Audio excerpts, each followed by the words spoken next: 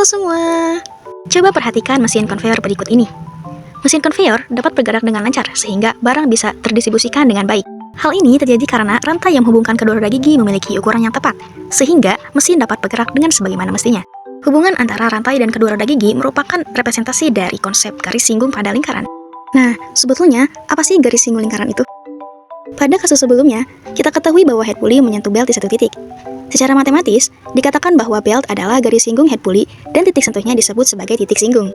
Dari informasi sebelumnya, dapat kita ketahui bahwa garis singgung lingkaran adalah garis yang memotong lingkaran tepat pada satu titik. Seperti itu ya. Nah, setelah kita mengetahui apa itu garis singgung lingkaran, berikutnya kita akan berkenalan dengan sifat-sifat dalam garis singgung lingkaran. Sifat pertama adalah garis singgung lingkaran tegak lurus dengan diameter lingkaran yang melalui titik singgungnya. Titik singgung adalah titik perpotongan garis singgung dengan lingkaran. Nah, di sini ya, yang ada lingkaran kuning di sana itu pertemuan antara garis ya. Garis itu ada dua ruas garis yang ada di permukaan lingkaran gitu ya. Jadi di sana ada titik singgungnya gitu ya. Nah, kemudian di sini kan diameternya tegak lurus ya dengan garis singgungnya, maka terbentuklah suatu sudut siku-siku. Di sana ada tandanya ya, tanda siku-siku. Untuk besar dari sudut siku-siku itu adalah 90 derajat.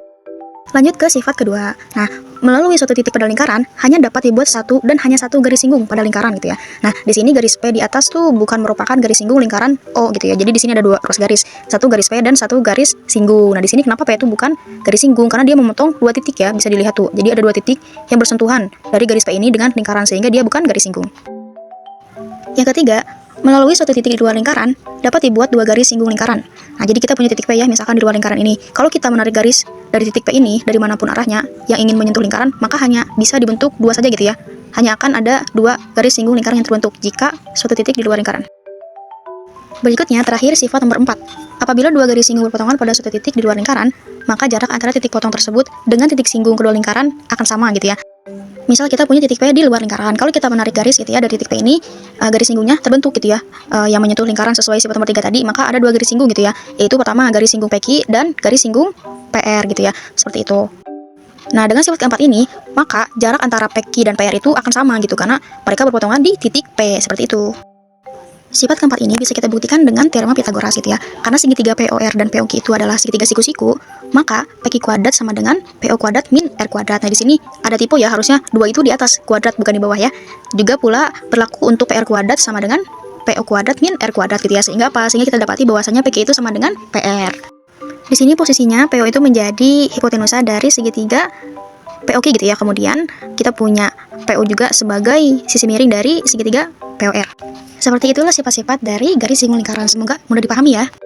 Agar semakin paham dengan konsep garis singgung lingkaran juga penerapan sifat-sifatnya, mari kita ke contoh soal. Contoh soal pertama.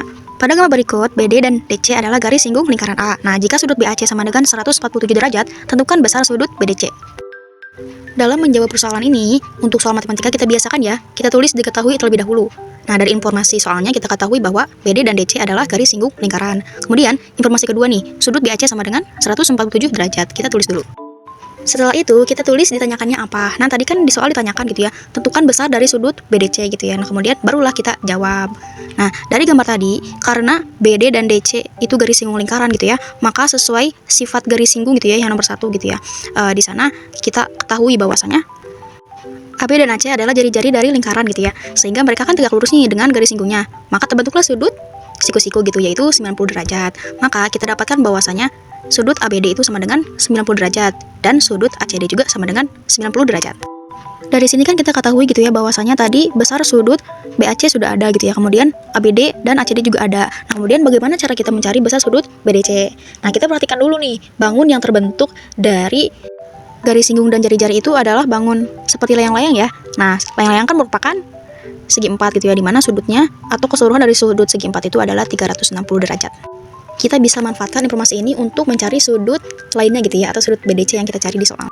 Selanjutnya, karena segi 4 BACD ini terbentuk dari 4 sudut ya, yaitu sudut BDC, sudut ABD, sudut ACD, dan sudut BAC, di mana keseluruhannya adalah 360 derajat, maka kita tinggal tulis saja gitu ya, seperti di PowerPoint-nya. Kita tuliskan di mana 4 sudut itu sama dengan 360 derajat. Bisa kita tulis sudut BDC plus sudut ABD plus sudut ACD plus sudut BAC sama dengan 360 derajat. Nah, berikutnya, sudut yang sudah ada besarnya, kita tinggal ganti saja gitu ya. Kita sudah tahu besar sudut ABD, ACD, dan BAC gitu ya. Maka kita tinggal rubah saja. Menjadi apa? Menjadi sudut BDC plus 90 derajat. Karena ABD itu besarnya 90 derajat plus sudut ACD, di mana besarnya juga sama 90 derajat. Plus sudut BAC yaitu besarnya 147 derajat gitu ya, sama dengan 360 derajat. Nah, berikutnya kita tinggal jumlahkan sudut yang sudah ada gitu ya di ruas kirinya. Maka kita dapatkan bahwasanya sudut BDC plus 327 derajat gitu ya, sama dengan 360 derajat. Oke, karena kita ingin mengetahui besar sudut PDC gitu ya. Di sini kan di ruas kiri itu sudut PDC masih bersama dengan 327 derajat gitu ya. Maka agar ruas kiri itu ada sudut PDC saja, kita kurangkan kedua ruas dengan 327 derajat gitu ya. Kita kurangkan ruas kiri dengan 327 derajat gitu ya. Maka kita punya di ruas kiri ada sudut BDC gitu ya, sama dengan di ruas kanannya nih 360 derajat dikurang 327 derajat juga gitu ya. Setelah itu tinggal kita operasikan aja gitu ya. Jadi kita dapatkan bahwasanya sudut BDC itu sama dengan 360 derajat minus 327 derajat, yaitu berapa? 33 derajat. Ketemu deh, tinggal kita kasih kesimpulan. Jadi, besar sudut BDC adalah 33 derajat. Selesai. Biar lebih afdol, kita kasih contoh satu lagi. Nah, di sini jari-jari lingkaran A adalah 7 cm dan titik P berjarak 25 cm dari titik A. Berapa panjang garis singgung PB? Seperti biasa, untuk menjawabnya kita tulis diketahuinya terlebih dahulu. Dari soal kita ketahui bahwasanya jari-jari lingkaran A gitu ya, kita notasikan dengan R sama dengan 7 cm. Juga di sini ya, titik P berjarak 25 cm dari titik A, maka kita ketahui bahwasanya ruas garis AP ya. AP itu sama dengan 25 cm.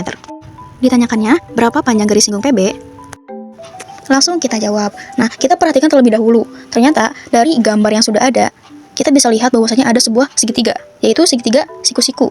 Kita coba beri nama segitiganya sebagai segitiga ABP gitu ya, dimana siku-sikunya berada di titik B gitu ya. Maka dari hal itu kita ketahui bahwasanya untuk AP itu adalah sisi miring gitu ya dari segitiga ABP. Kemudian AP dan BP adalah kedua sisi siku-siku yang mengapitnya. Nah, karena ABP ini merupakan segitiga siku-siku, maka untuk mencari BP di mana atau PB ya, di mana dia itu merupakan bagian dari segitiga ini, kita bisa menggunakan teorema Pythagoras.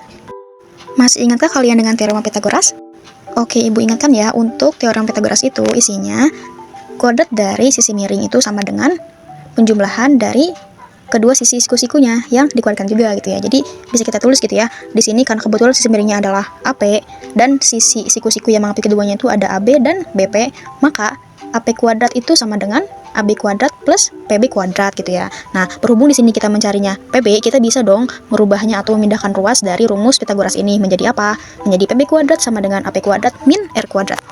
Nah, R dari mana? R itu merupakan AB gitu ya, sama aja, mau R mau AB, itu sama aja sebetulnya. Nah, dari sini kan kita punya PB kuadrat itu sama dengan AP kuadrat min R kuadrat. Karena diketahui itu sudah ada gitu ya, sudah tahu R berapa, AP berapa, kita tinggal mengganti saja gitu ya persamaan ini gitu ya. Maka PB kuadrat sama dengan 25 kuadrat min 7 kuadrat gitu ya, seperti itu. Lalu tinggal kita operasikan. 25 kuadrat adalah 625 dan 7 kuadrat itu adalah 49. Jadi PB kuadrat sama dengan 625 min 49 gitu ya. Lalu tinggal kita kurangkan saja. Kita dapati PB kuadrat sama dengan 576. Nah, karena kita kan perlu tahu PB ya. Di sini PB-nya masih PB kuadrat. Maka untuk menghilangkan kuadratnya, kita tinggal mengakarkan ruas kanannya. Jadi PB sama dengan akar 576. Berapa coba akar 576? 24 ya. Betul. Jadi PB sama dengan 24. Kemudian kita tinggal bikin kesimpulan deh. Kesimpulannya, jadi panjang garis singgung PB adalah 24 cm. Sudah selesai. Semoga mudah dipahami ya. Terima kasih sudah menonton.